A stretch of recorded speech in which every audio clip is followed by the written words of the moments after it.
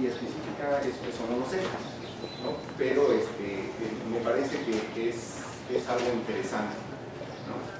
Entonces, creo que esas confusiones que a veces podrían surgir en la educación especial se pueden aclarar mucho con las cuestiones, discusiones teóricas, conceptuales, metodológicas que se hacen en ambientes como este, ¿no? Como en psicología, ¿no? Porque entonces, después de escuchar hablar sobre creatividad al doctor Carpio, la maestra dice, entonces le digo, aquí está una hoja y aquí está un papel y dibuja una flor y sé creativo, pero si el niño ni sabe, es como igual le doy un piano, tócame algo, pero sé creativo, pues ni sabe tocar el piano, ni sabe cuál es do, ¿no? Entonces es como el equivalente a darle la hoja, no sabe dibujar. Creo que todo el modelo de creatividad resulta muy interesante, ¿no? Entonces, y partiendo desde aprendizaje, ¿no? Una cosa que de repente puede surgir en la educación especial es justamente la necesidad de delimitar los términos o los conceptos que estamos empleando, ¿no? Aprendizaje, por ejemplo, ¿no? Porque de repente, pues si no, cualquier actividad, cualquier acto o cualquier conducta nueva que haga el niño que antes no hacía, pues en la escuela se llama que aprendió, ¿no? Pero, bueno, si somos un poco más estrictos y si nos empiezan a decir como que no, que es una categoría de logro, que no sé qué, entonces eso empieza a excluir. A ver, si es eso, entonces no cualquier cosa nueva que haga el niño es aprendida necesariamente. Es posible que haga alguien algo nuevo sin que le llamemos aprendizaje. ¿Es posible? O todo lo nuevo que hacemos es aprendizaje. Bueno, eso es de las cosas que se pueden discutir, ¿no? Porque entonces, bueno, si yo hago algo nuevo porque lo imito, puedo hacer algo nuevo porque lo imito, ¿no? Puedo hacer algo nuevo por azar, ¿no? Puedo hacer algo nuevo porque repito una conducta que ya había sido exitosa, pero lo estoy repitiendo, ¿no? Etc. Entonces, ese tipo de cosas. Justamente hace rato el doctor Carpio mencionaba que pues allá en Tlaxcala tenemos la licenciatura y la maestría en educación especial. Y justamente estamos transitando desde el nombre, ¿no? Ya no es maestría en educación especial, es maestría en ciencias aplicadas a la educación especial. No sé si el nombre nos quede mejor o peor, pero creo que va en este sentido de lo que acaban de decir, ¿no? Porque además a nivel mundial hay una demanda que se le está haciendo muy fuerte a la educación especial, y es que base sus prácticas que hagan sus prácticas con sustento científico, ¿sí? Que demuestre por qué lo que estás haciendo crees que puede beneficiar el aprendizaje o el desarrollo del niño, ¿no? Que además está enfocada principalmente a la infancia, también la educación especial, pues siendo que ahora nuestra tasa poblacional o nuestro grupo poblacional se va a invertir, ¿no? Va a haber más adultos y de hecho pues la mayor discapacidad en términos estadísticos es la motriz, ¿no? Entonces bueno, pues ahí también hay un hueco que está dejando la educación especial, ¿no? Porque en términos escolares pues con dificultades hasta los 18 años se puede quedar ahí en el campo, ¿no? Y después de eso que le vaya bien, ¿no? Entonces pues más o menos este es el panorama de la educación especial. Y sí hay una demanda a nivel internacional sobre las bases científicas de la práctica del educador especial. Entonces, bueno, yo les quiero contar un poquito, seguramente ustedes ya lo saben mucho de esto, todos aquí saben sobre técnicas de modificación de conducta, ¿verdad? ¿No? ¿Sí?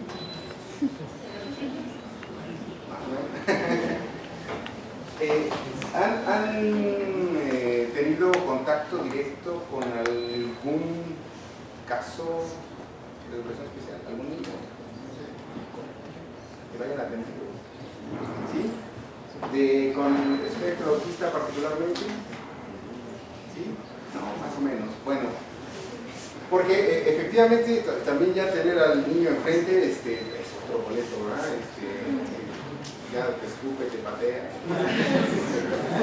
y además tienes que trabajar se sale.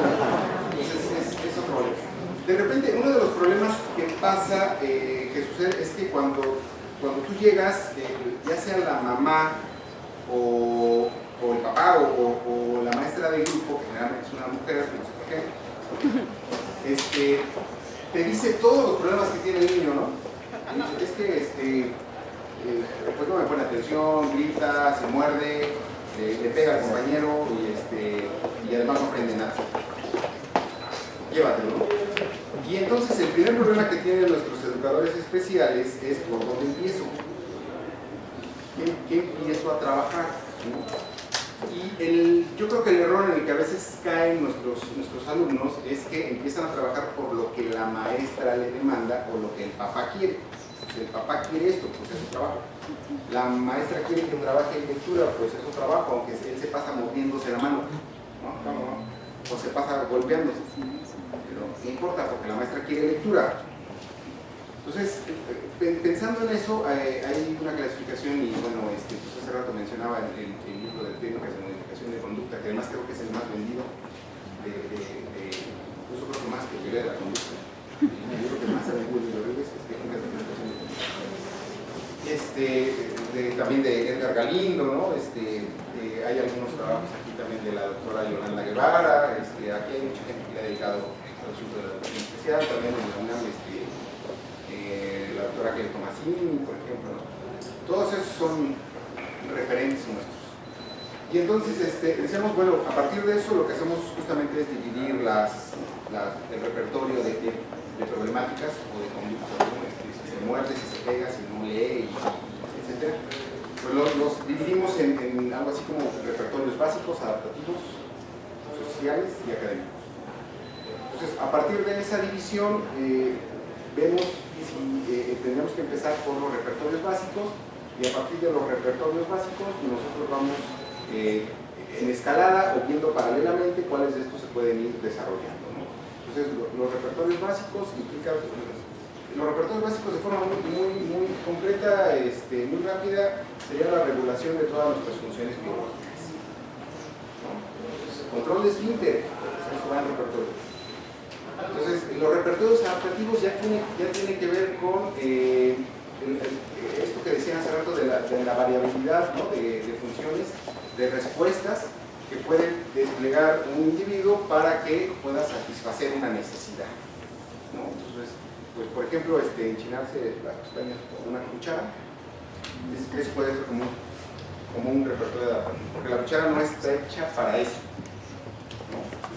Pero quién sabe cómo lo hace. Hasta con una aguja.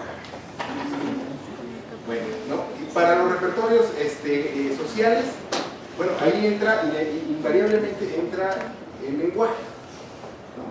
Entra el lenguaje. Entonces, los primeros dos básicos y adaptativos no hay ningún problema. Si el niño no ha desarrollado el lenguaje y tal vez no lo desarrollará, porque también tenemos esos casos severos, no hay ningún problema porque hay algunas técnicas que nos pueden funcionar, y de hecho a veces cuando no hay lenguaje nos funcionan mejor, ¿no? Para regular la conducta del niño.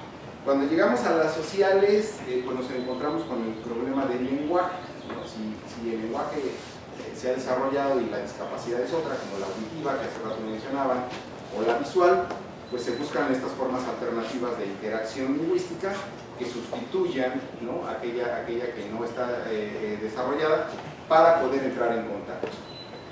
Si no hay lenguaje, hemos podido desarrollar o se pueden desarrollar conductas que a lo mejor nosotros sabríamos que no son sociales, pero que se parecen, ¿no?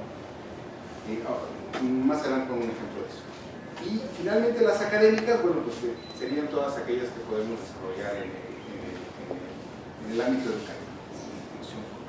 Entonces, más o menos esa es la organización que tenemos y es más o menos esa es la organización que seguimos. Entonces, aquí les voy a presentar un pedacito de lo que se puede hacer, ¿no? con una persona con trastorno de espectro autista, pues mediante el uso de las técnicas de modificación de conducta. Y creo que con esto pues se vería cuál es el papel del psicólogo en la educación, o uno de los papeles que puede tener el psicólogo en la educación especial. porque a veces por mucho que le explique las técnicas al maestro de educación especial, al maestro de educación regular, no es tan fácil. Para ustedes que ya la saben, les queda muy claro, ¿no? La importancia de la cercanía, de la temporalidad, ¿no? De la rigurosidad y, no sé, de las relaciones contingenciales en general, pero para los maestros no es tan sencillo apropiarse de ese conocimiento.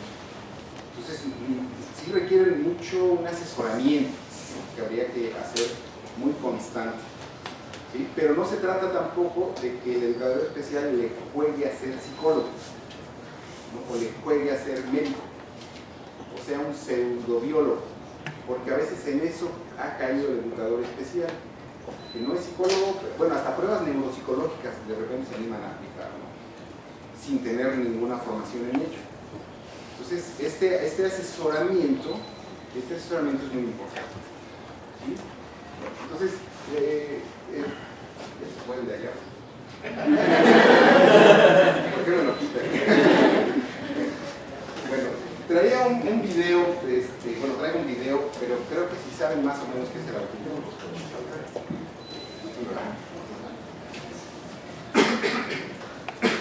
bueno, aquí se retoma otra vez, ¿no? Es una alteración o un trastorno del neurodesarrollo. ¿Por qué del neurodesarrollo? Bueno, porque sí hay algunas implicaciones con respecto a la maduración del sistema nervioso central que se han visto asociadas a los comportamientos autistas, ¿no?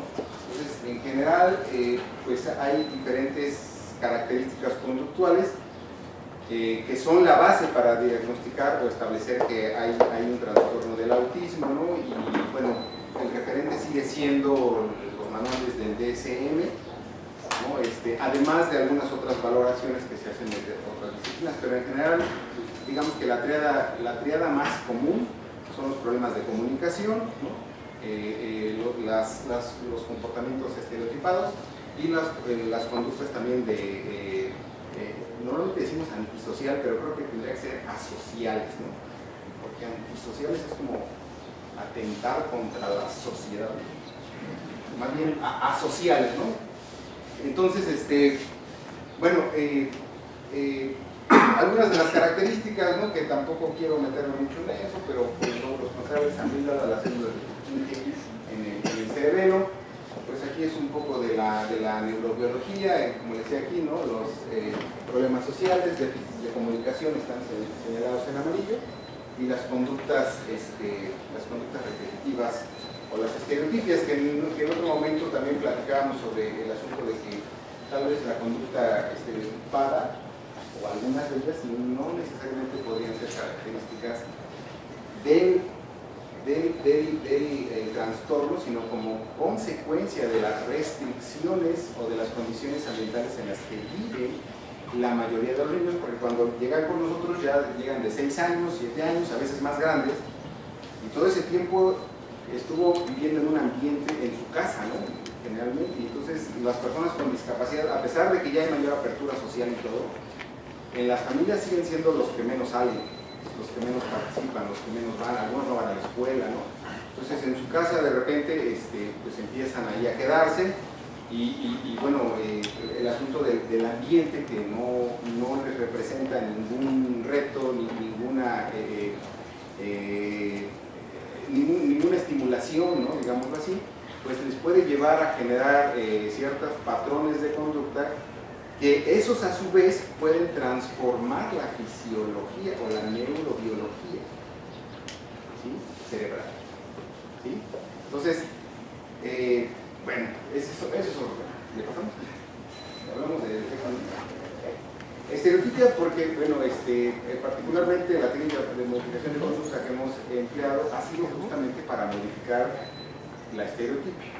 ¿Por qué nos interesa modificar la estereotipia mediante técnicas de este tipo?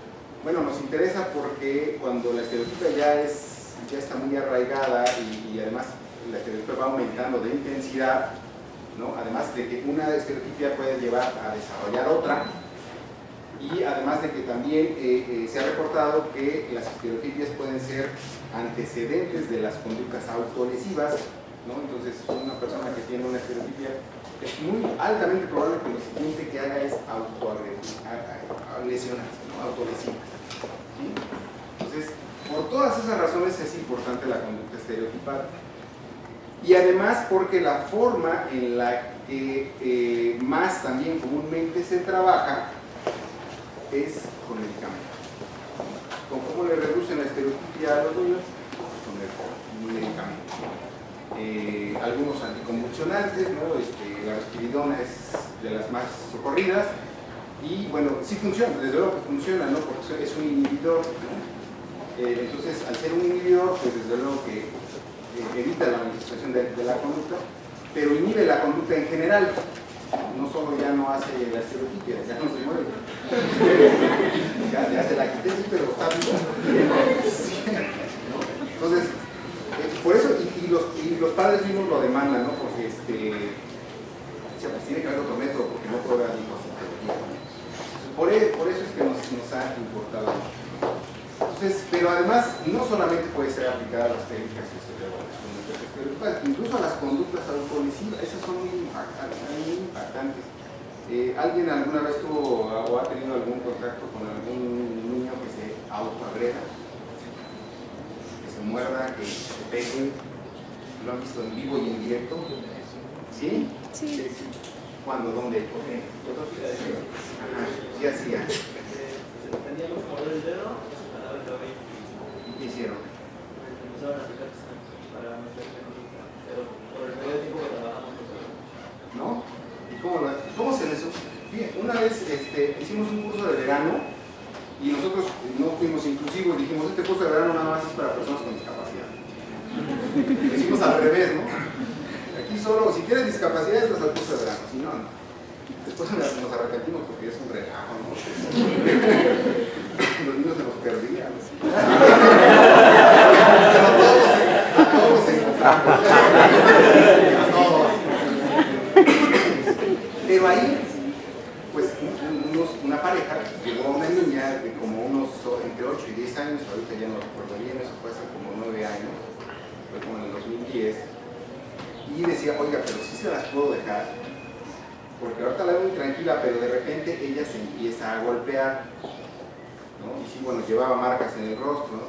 Se empieza a golpear, sí, se empieza a golpear, o sea, sí pueden con ella, o pues sí podemos, ¿no? Somos y además conquistas. Entonces, pues sí, ¿no? Lo dejaron. Y bueno, pues sí, en las distracciones y todo, pues la niña estaba sentada, tenía unos cubos, estaba ahí con algunas estudiantes. Y pues imagínense, aquí la niña sentada y de repente agarra como si fuera de algodón el piso y se da un tremendo cabezazo. Pero barro. Y entonces, ¿qué pasó? No, pues que agarro la niña. Entonces, de repente, si te descuidabas, estaba la pared y empezabas, ¿no? Pero, o sea, si no la detenías, ya estaba muy lastimada la niña. Entonces decía, híjole, pues, ¿qué hacer? Algo tenemos que hacer, ¿no? Algo se tiene que poder hacer. Y aplicamos una técnica que no nos la inventamos, para ser sinceros, la copiamos y la adaptamos en un congreso, en un ABA, justamente, en un ABA, vimos ahí algo similar y la adaptamos. Ustedes conocen pues, los principios de funcionamiento operante, ¿verdad? ¿No? Sí. Usando esos principios, rápidamente, ¿cómo lo hubieran hecho ustedes? En 3 segundos. ¿Cómo hubieran diseñado? Porque están hablando de qué puede hacer el psicólogo, ¿verdad? Yo te digo, tengo esta niña que se hace esto, tú sabes los principios del funcionamiento operante y yo no. ¿Crees que eso me pueda solucionar este problema? Hay una conducta. ¿Sabemos por qué ocurre? Con exactitud no. Podemos inferir muchas cosas, pero con exactitud no sabemos por qué se pega. Pero el condicionamiento operante me dice que no necesito conocer las causas, ¿no? O no necesito que la conducta ocurra. ¿No? ¿No? Ya no me están siguiendo, ¿verdad? O sea, no es como el condicionamiento, Pablo, que ahí sí necesito saber qué estímulo está causando, ¿no? El condicionamiento operante, que yo sepa, no necesito saber qué causa la conducta para modificarla. Si es que entendí bien. Entonces, ahí no necesito saber por qué se pega, quién sabe, pero ya lo hace. Teóricamente, entonces vamos bien, porque no necesito saber. ¿Qué más?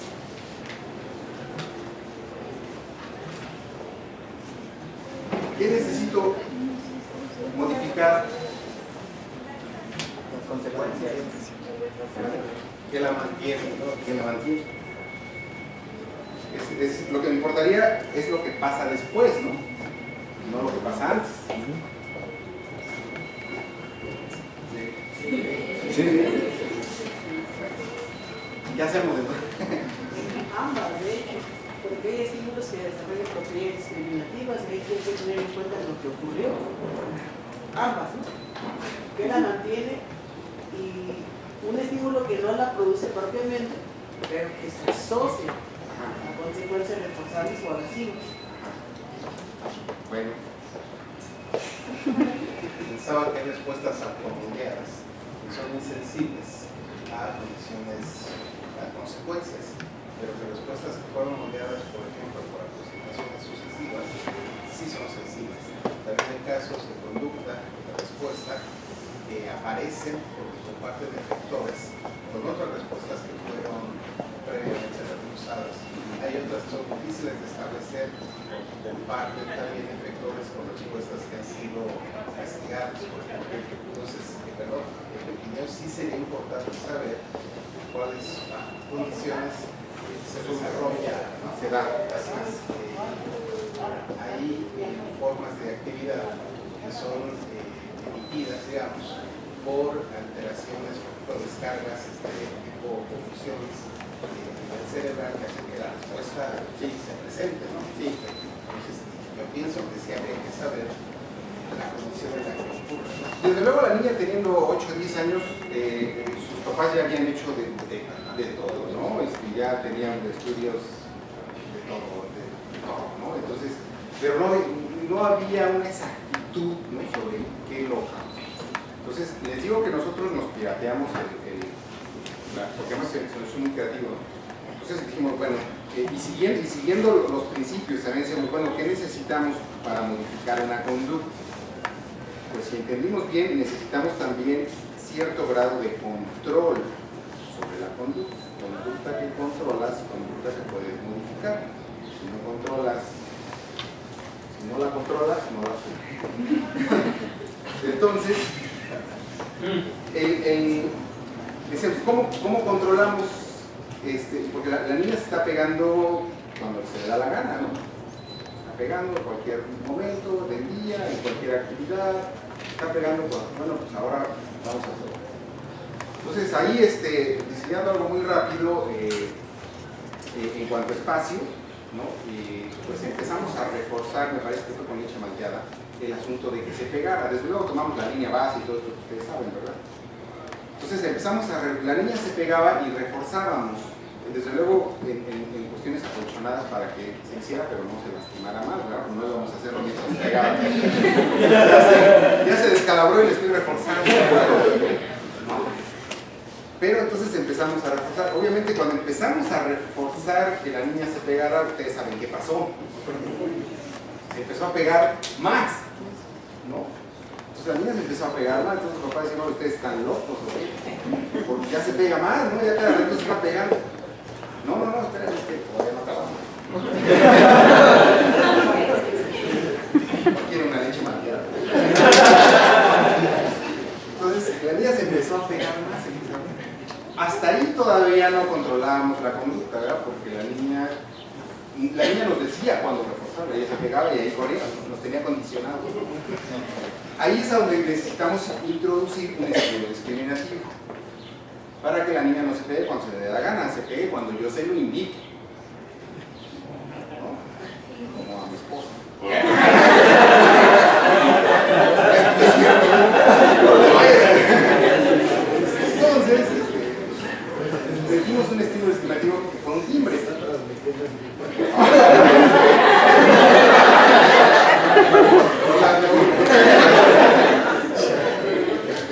Ya lo he dicho. Entonces, metimos, ¿por qué un sonido? Bueno, porque si metíamos una luz, iba a ser difícil, ¿no? Que la niña hiciera contactos. Entonces, el sonido no importa donde estuviera, ¿no? Podía ser tan intenso que era más probable que lo escuchara. Entonces, con el sonido, ¿no? Empezamos el sonido, y bueno, ustedes saben ya cómo funciona eso, ¿verdad? El sonido, si se pegaba después del sonido, le reforzábamos. Si se pegaba sin que emitiera el sonido, pues no le reforzábamos. Entonces, progresivamente se fue, efectivamente, el estímulo discriminativo se fue constituyendo como tal, ¿no? Entonces, ahora ya lo activamos, se pegaba, lo activamos y reforzamos, ¿sí? Entonces, ahora dijimos, bueno, todavía no terminamos, ¿verdad? Porque ya controlamos cuando se pegue, pero no era ese el objetivo. El objetivo es que no se pegue, o que se pegue lo menos posible, ¿no? Bueno, pues ahora, ¿qué técnica? Hablando del título de técnicas, ¿no? Ahora, ¿cuál técnica nos sirve, pues? Pues a ver, pues encontramos una que se llama RDO. ¿Saben qué es RDO? Sí. De otras conducciones.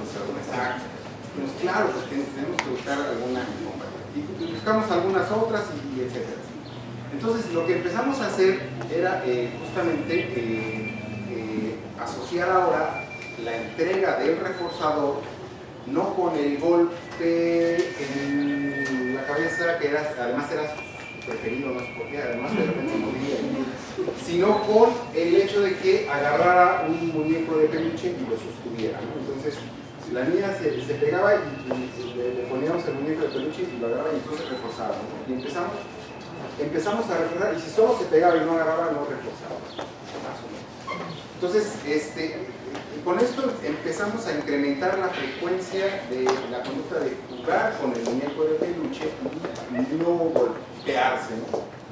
Entonces, el asunto de que se golpeara, a la vez que se reforzaba el agarrar el muñeco de peluche, aplicamos extinción con la de golpearse, ¿no? Entonces se golpea y ya no lo desbaraza.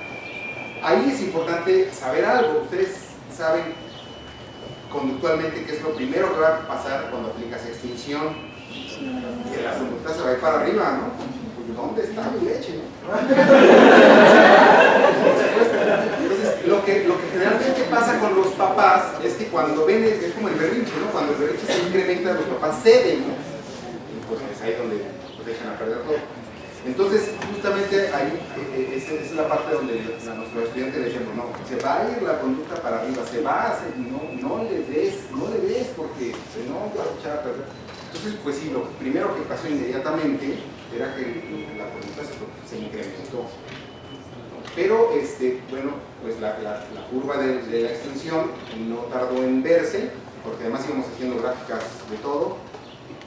Cosa a lo que no están acostumbrados los educadores especiales, cuando les piden hacer gráficas y eso como ¿para qué? ¿No? Entonces, pero ahí van viendo la utilidad, justamente, ya tienes una medida más objetiva de lo que estás haciendo, ya no es tan intuitivo, ya no es tan anecdótico el reporte que das, ¿no? Es que ya se porta mejor, ¿qué es eso? Ya no se pega tanto, ya no se pega, dime cuánto, ¿no? Cuantifícame eso. Entonces, pues empieza a ir para abajo.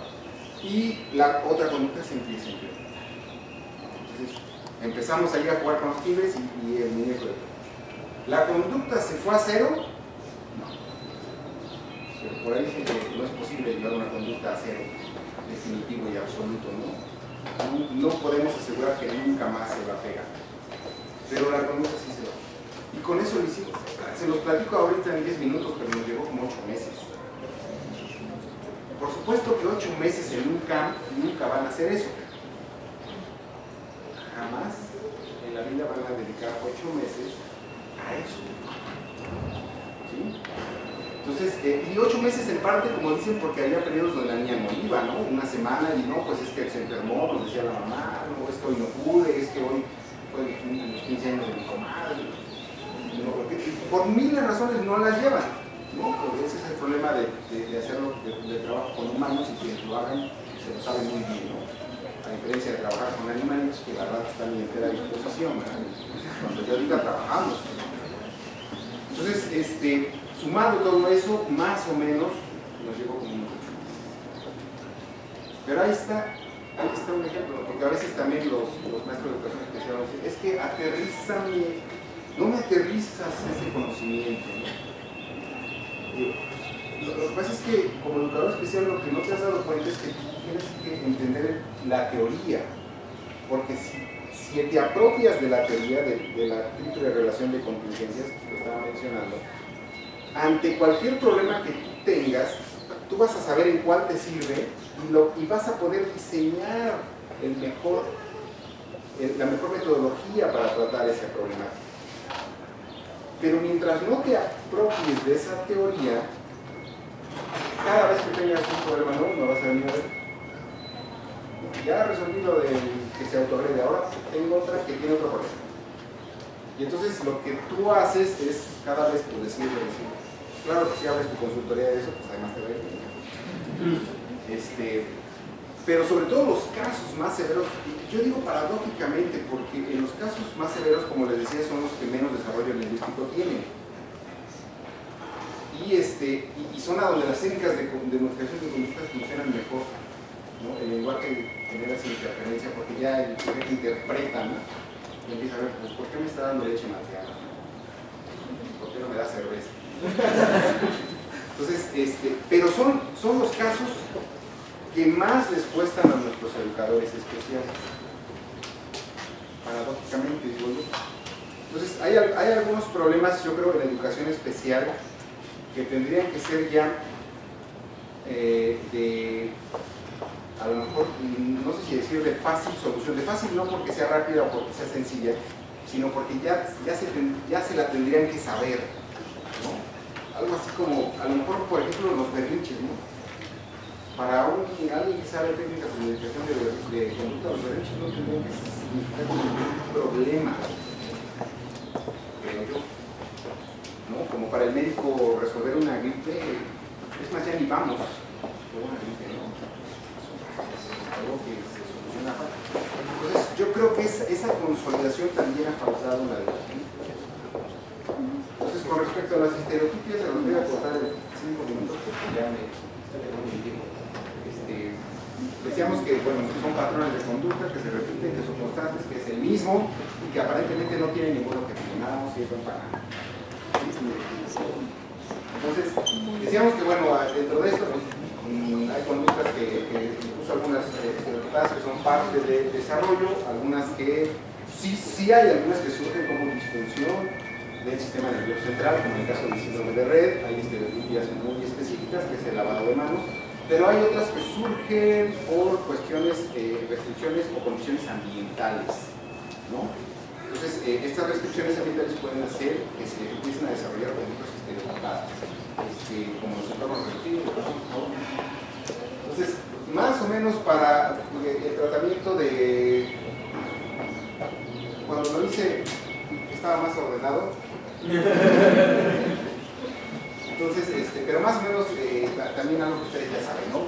Partiendo de la triple relación de contingencia, verificamos la existencia de repertorios básicos, como imitación, como seguimiento de instrucciones, esto habría que aclararlo, conductas de atención, repertorios discriminativos, conductas de autocuidado. Si tenía esto, establecer repertorios básicos en caso de estar ausentes. Si estaban establecidos, nos regresábamos acá, ¿no? Identificamos cuáles eran para los niños, en este caso, estímulos aversivos, reforzantes, primarios, secundarios, etc. Que identificábamos, nos regresábamos para acá. O sea, ya hacemos estas dos cosas y regresamos para acá. Luego veníamos para acá, ¿no? Tomamos el registro inicial, línea base, simple, concurrente o múltiple, según las conductas que fuéramos a trabajar, y identificamos nivel de desarrollo del lenguaje y los modos activos y reactivos en particular, porque esto nos determina mucho cómo debemos aplicar nuestra técnica de modificación de conducta. El lenguaje, en muchos hemos visto que es importante relacionarlo con estas técnicas, ¿no? Entonces, a partir de esta, definíamos cuál de estas podría ser la más propicia y entonces nos venimos para acá y aplicamos el programa de reducción de estereotipos. ¿Sí? Entonces, esto nos lleva a una evaluación que continúa al final y concluíamos con el programa de mantenimiento de conducta. Ustedes saben que la gran división de las técnicas de modificaciones, conductas para establecer, para mantener y para reducir, ¿no? Las técnicas que podemos dividir en esos tres grandes grupos. Entonces, no solo es que ya lo hizo, ahora hay que aplicar una técnica para que lo mantenga. Y de hecho, lo que vimos también, bueno, pues,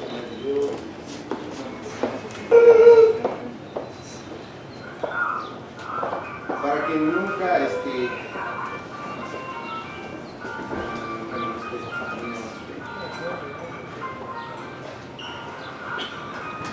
algo que tuvimos que hacer también, y eso por demanda de los papás, y que además me parece una demanda muy lógica, muy natural.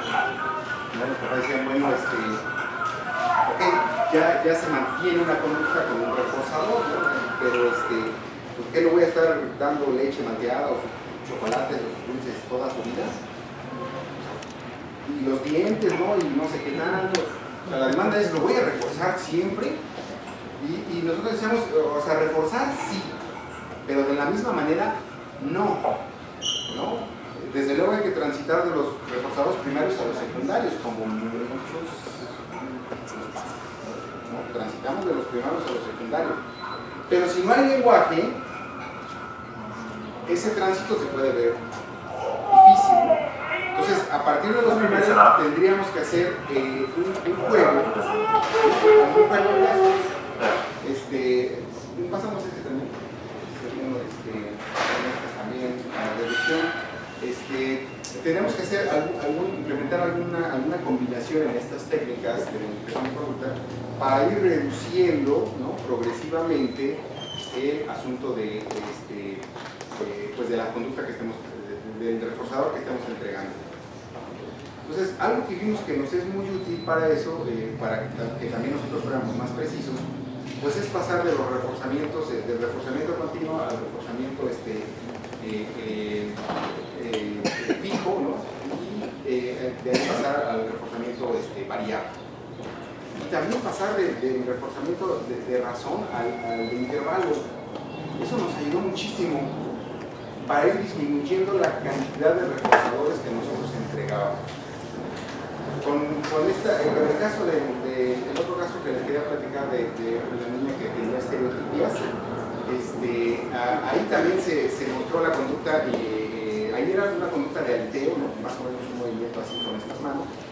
Entonces ahí lo que hicimos fue muy similar al primer caso que les platiqué, y ahí pues lo que hicimos fue introducir un juguete, ¿no? Con el que la niña de repente podía manipularlo. Entonces, pues desde luego no podía manipularlo y estar aleteando, ¿no? Y entonces empezamos a reforzar eso. Entonces, lo que les puedo decir es que para eliminar posteriormente la entrega del reforzador o reducir las cantidades, pues es ir pasando de esos programas, ¿no? Continuo, fijo, variable, razón, intervalo. Eso nos ayudó muchísimo. Y desde luego, pues los reforzadores sí necesitan estarse actualizando. Necesitamos irlos actualizando. Entonces, bueno, ya no seguí tanto la presentación, me puse a platicar mis anécdotas. Espero que hayan sido ilustrativas, porque desde luego que ya me comí. Yo quisiera ver, porque bueno, son para el establecimiento y mantenimiento, ¿no? Este es el otro caso que quisiera platicar, que bueno, el del aleteo. Y ahí, bueno, rápidamente, ahí está, ¿no? Identificamos la frecuencia de estereotipias, prueba de estímulos, identificación de conductas incompatibles, identificamos reforzadores, pues ustedes saben que no lo podemos determinar a priori, ¿no? Técnica RDO, reforzamiento continuo, estímulos discriminativos, lo mismo, pero con un programa de razón variable, y se deja el programa de razón y se pasa de intervalo. El de razón intervalo nos ayudó muchísimo, al menos con estos niños, a dejar de administrar tan frecuentemente el reforzador. Pues quisiera dejarme aquí porque ya me están viendo feo los pensadores. Muchas gracias.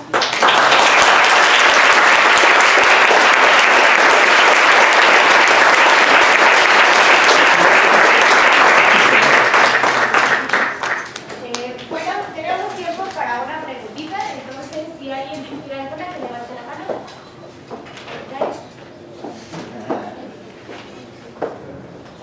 Algunos colegas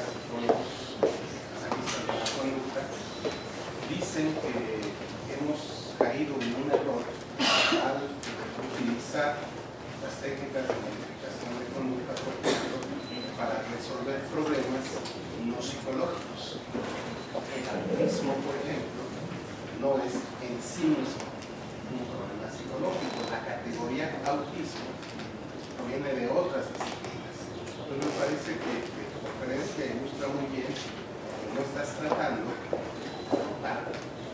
el autismo, sino en la dimensión conductual del autismo, por un lado.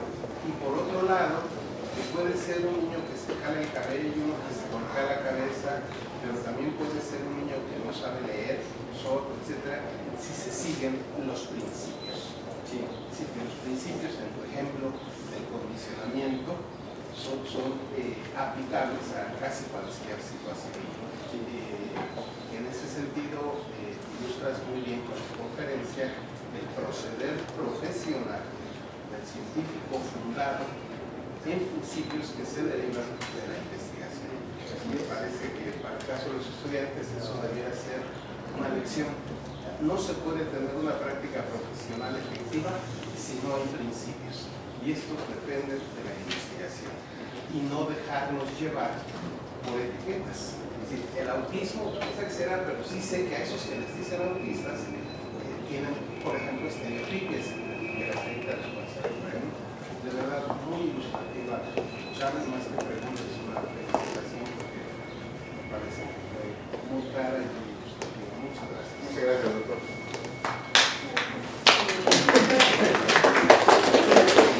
Ahora me da la palabra a la doctora Virginia, por favor. Pues muchas felicidades, muy amena, ¿no? Muy ilustrativa. Y creo que también es una ilustración de que aunque se está en una institución que no es de psicólogos, prácticamente ustedes no se quedan con el lenguaje y la lógica de la institución. Están trabajando como psicólogos, están implementando, derivando de un marco teórico, no de la intuición, pero tampoco de lo que marcan los reglamentos de la institución, su tarea es, o sea, no están fungiendo como educadores, no se están llevando el lenguaje, están enterados, pero su marco de referencia sigue siendo los principios de la teoría de condicionamiento, y que esto es lo que se pretende, que la aplicación que hagan del ejercicio profesional se base en principios conductuales. Ahora, nada más hay si pudiera algo brevemente acerca de esto, no funciona únicamente para conductas motrices, porque a veces se entiende como, en la dimensión conductual del autismo, pues sí, y lo conductual es el movimiento, lo motriz, pero cuando son los aspectos más complicados, como los que decías intelectuales, ahí ya no sirve, ahí ya se tienen que usar otras perspectivas teóricas, porque la modificación de conducta solo da para cuestiones motrices. Esa es un mito muy generalizado en la facultad, y no tan sobre la facultad. Si nos pudieras dar un comentario al respecto, pues que no se limita a cuestiones motrices. No, yo creo que efectivamente, yo creo que ahí se ve con mayor claridad, probablemente, tal vez, yo diría como que es su área de mayor éxito. Yo diría que es su área de mayor éxito, pero no, efectivamente no la única donde puede aplicar, ¿no?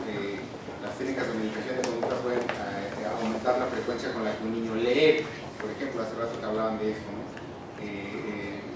Puede aumentar también, modificar la conducta en cuanto a la misma forma de verbalizar, por ejemplo, ¿no? Que de hecho lo hace, ¿no? Cuando los niños están aprendiendo a hablar, decíamos, si dice echita, echita, en lugar de lechita, ¿no? Echita, echita, y tú le hablas como es echita, echita. O sea, nunca hay una corrección, entonces tarda más, ¿no? El desarrollo. Ahí estamos hablando de palabras, ¿no? Estamos hablando de manifestaciones verbales, lingüísticas, donde también pueden ser aplicadas ahí. De hecho, pues actualmente estamos tratando de acomodar esta teoría y esperamos que ahí el doctor Carter y todo el grupo T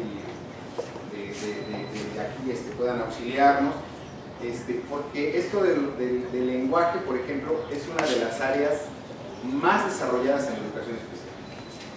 Si hay un área que claramente sea grande en educación especial, es el lenguaje, pero tiene un problema, que en la educación especial el lenguaje se limita a problemas de articulación.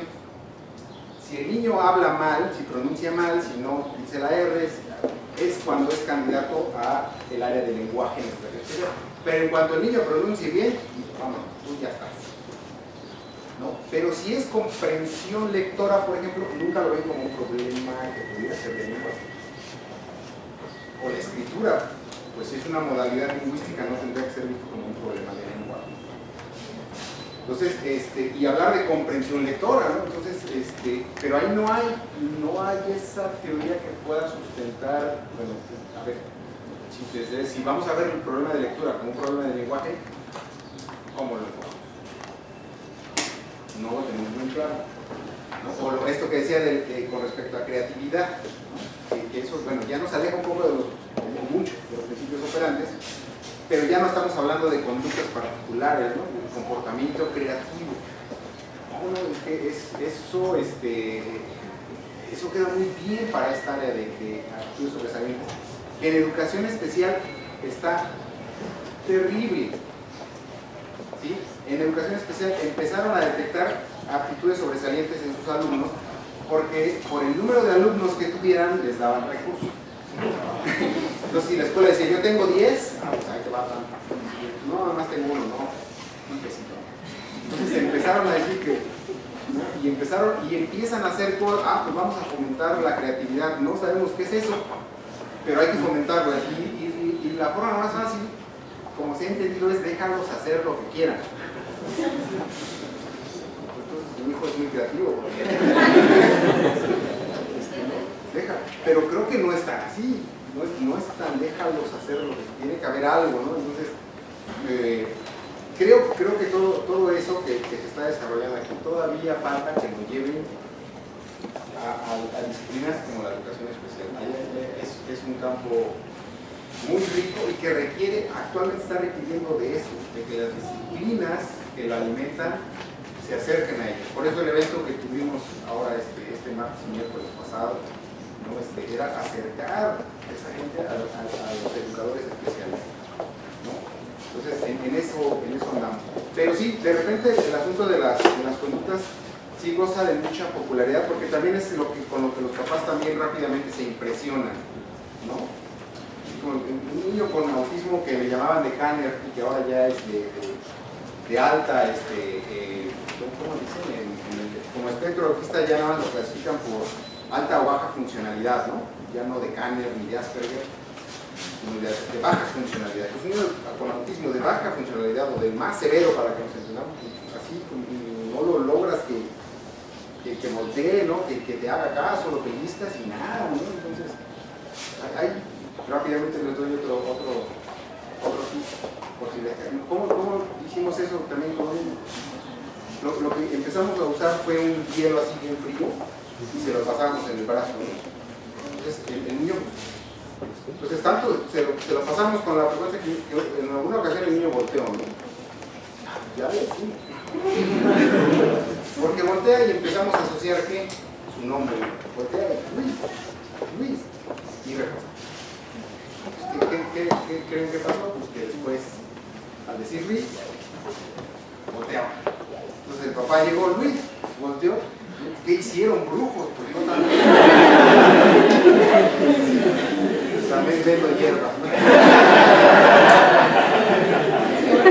Pero ahí está lo que la psicología o el psicólogo puede hacer en la alternativa. Hay muchísimas muchísimo, de verdad es un campo para que se desenvuelvan hasta donde ustedes gusten. Así que en Tlaxcala está su casa, cuando gusten visitarnos. Gracias. Serán siempre bienvenidos. Gracias.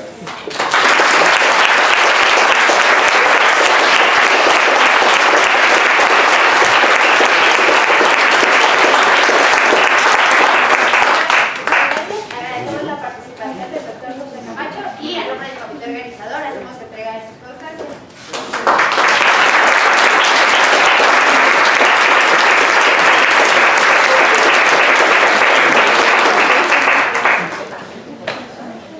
Les invitamos a que permanezcan en sus lugares, por favor, para seguir con la clausura. Gracias.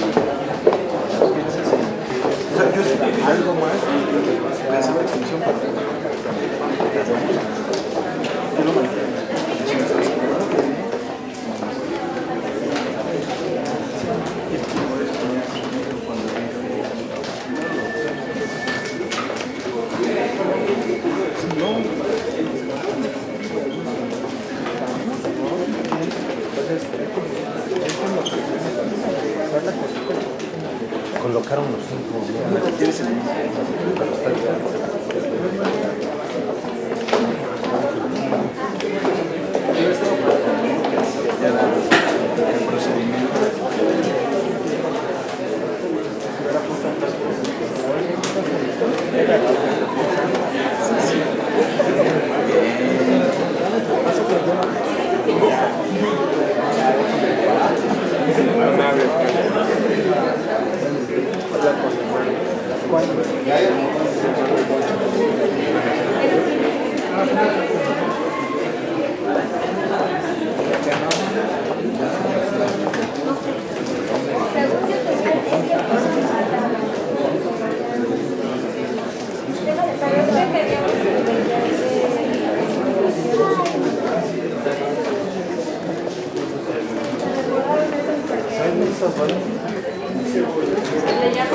Yo le llamo.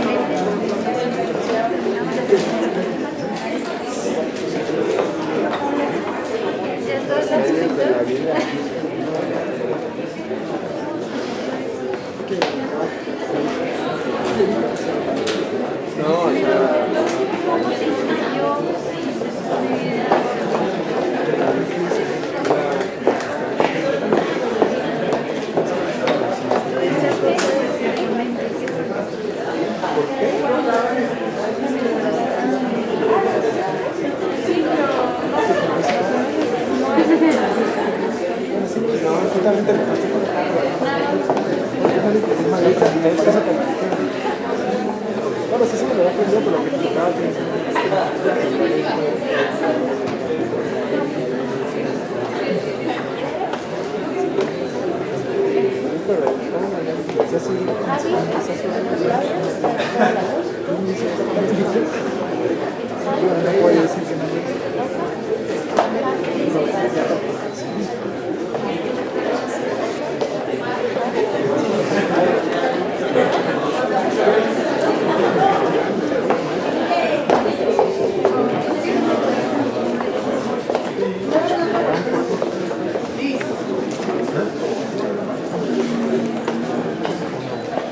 Yo fuera.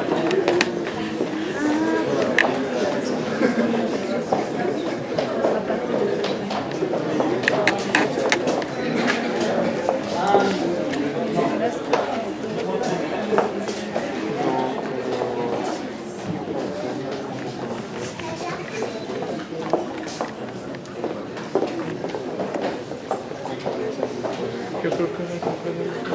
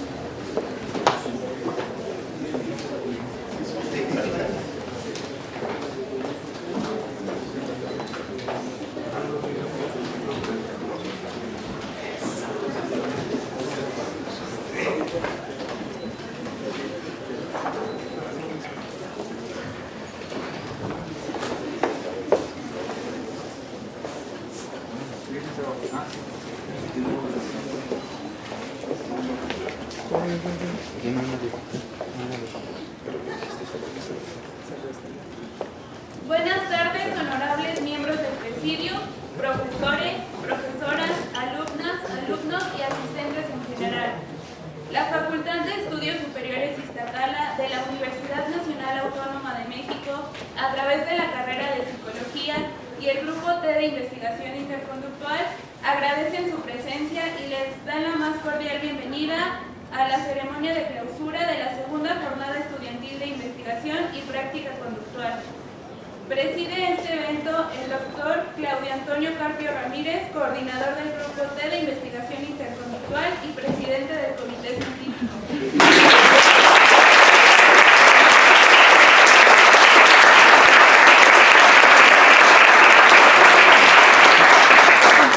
Le acompañan en el presidio el doctor Josué Antonio Camacho Candía, profesor e investigador de la Universidad Autónoma de Tlaxcala y conferencista invitado.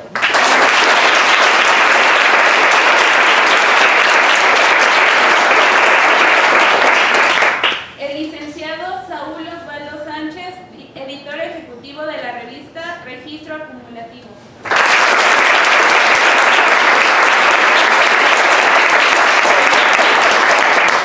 La licenciada Valeria Olvera Navas, presidenta del comité organizador de este evento académico.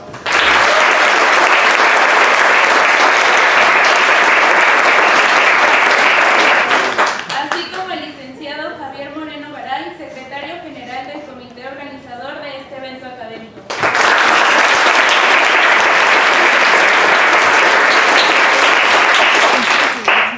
A nombre de todo el comité, queremos hacer el reconocimiento al profesor César Canales como miembro del comité organizador y facilitador en apoyo de todo este evento.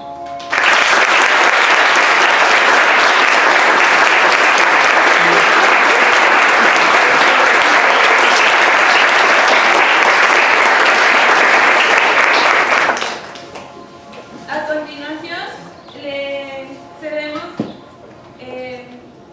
que dirija unas palabras el licenciado Javier Moreno Garay.